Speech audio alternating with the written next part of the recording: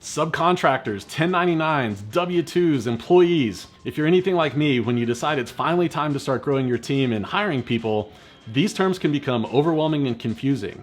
And a lot of us use these terms interchangeably, but the reality is there are some key differences between each of them, and if you choose incorrectly, it could land you in hot water with the law, or it could end up costing you thousands of dollars in extra taxes. Today, I'm gonna break down what each of these different employee terms mean, and I'm gonna share with you 3 big differences between them so you can make smarter hiring decisions in your business. And be sure to stay tuned until the end, because I'm gonna share with you the #1 mistake that I see entrepreneurs making when deciding which type of worker to hire, and it could end up costing you big time. My name is Michael King, and I believe that business money topics are unnecessarily complicated.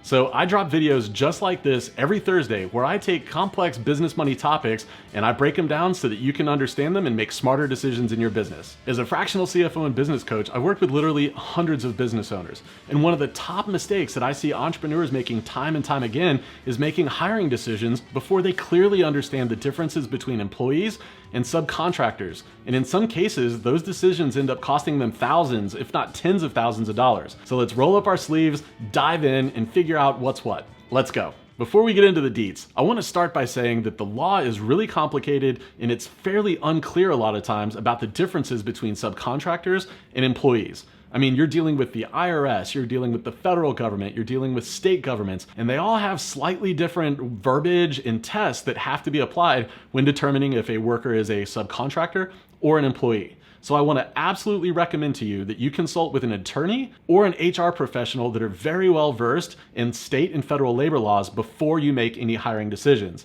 That said, this video is intended to be used strictly for informational purposes only. All right, let's start our conversation by first breaking down subcontractors. A lot of times you'll hear subcontractors referred to as 1099s.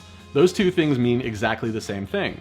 Well, why is it that people refer to subcontractors as 1099s? That's because the 1099 form is the IRS form that you have to submit each year reporting how much you paid out to each of your subcontractors. So over time, people have just started using those terms interchangeably, and that's completely okay. But it is important to point out that subcontractors or 1099s are not employees, and you shouldn't refer to your 1099s or subcontractors as employees.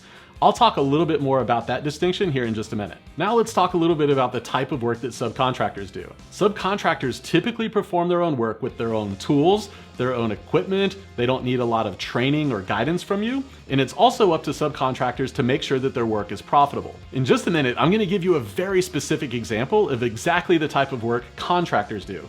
But before we dive into that, let's talk now about employees.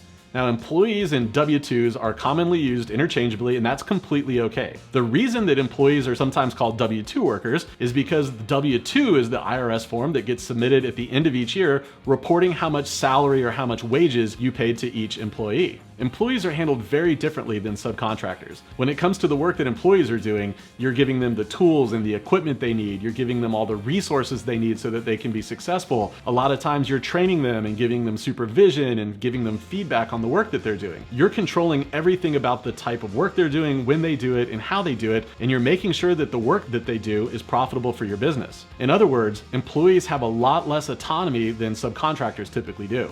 Before we continue, I have a question for you. Have you ever hired any employees or subcontractors for your business?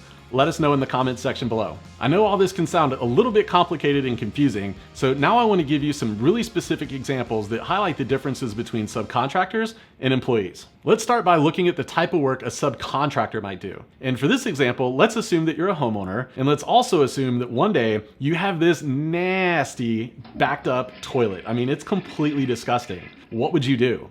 Well, you'd probably pick up the phone and call a plumber. And so you get a hold of a plumber named Mike. And you say, Mike, my toilet's completely backed up. I need you to come out here and fix it. So the plumber, Mike, he schedules a time with you. And at that time, Mike shows up in his truck and he comes into your house. You show him the toilet and then you get the heck out of Dodge. You let Mike do his own thing. You completely trust Mike that he has his own tools. He knows exactly how to fix toilets. He knows all the things that need to happen. So Mike goes into your toilet and he does his magic, gets everything fixed and cleaned up. Then Mike comes out, hands you an invoice. You pay the invoice, and now Mike is off to his next job. This is a classic example of subcontractor work. You had a specific task, you hired a professional to come in and do the task. The professional had their own training, their own resources, their own knowledge. They got it done, you paid them, and they were off to another job. Classic subcontractor. Now let's talk about employees. And for this example, I want you to assume that you own a plumbing company, and this plumbing company is absolutely blowing up, and you've got to hire some additional help to get all the work done. So you decide to hire an employee named Mike. Now, Mike starts his first day of work, and you give Mike his new uniform, you give Mike his toolbox, you give Mike his van that he needs to drive in to go around and do all the wonderful plumbing work. You're probably supervising Mike, you're probably giving Mike feedback. This is a classic example of an employee relationship. You have full control over the work that Mike does, when he does it, and how he does it. There are three big differences that I want you to think about when deciding to hire someone as an employee or as a subcontractor. First, there's legal differences. Employees are subject to state and federal employment laws as well as labor laws. And if you don't follow these laws to a T, you could land yourself in a ton of hot water. So it's super important that if you hire employees that you get familiar with how these laws work. Subcontractors, they're not subject to any of these laws. Second, there's tax differences. For employees, you're required to pay 7.65% of their total compensation in payroll taxes.